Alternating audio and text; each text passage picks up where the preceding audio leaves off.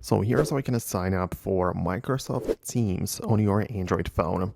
Let me guide you through it and show you how it works. If you're new here, subscribe so you don't miss anything. Well, you need to obviously have the Microsoft Teams app, so go to the Play Store, get at the Teams like that, and make sure you obviously have the latest version of the app.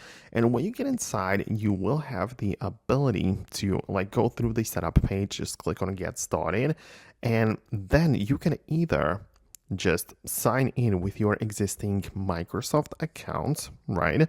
So if you have one already, just type in that email. You will have the ability to set up your account or just sign in, right? Or if you don't have one account just yet, you can still type in your email or phone number, but it's going to guide you through the account creation page. So it is up to you or up to your situation. So you're going to go through it like this.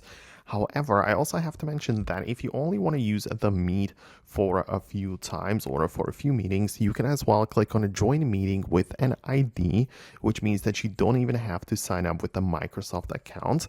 You can only just click that button and type in the meeting ID and a passcode. This is something which somebody else has to share with you if they want you to join that meeting. But the point is that using this method, you don't even have to set up an account and you can only just type in these details and just join that meeting. So that might be something you might be interested in.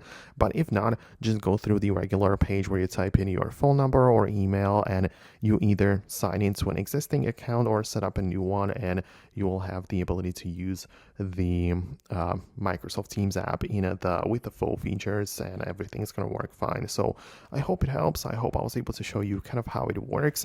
If it's your first time on Foxtecc, make sure you stay tuned by subscribing so you don't miss videos like this one, and I'll see you later.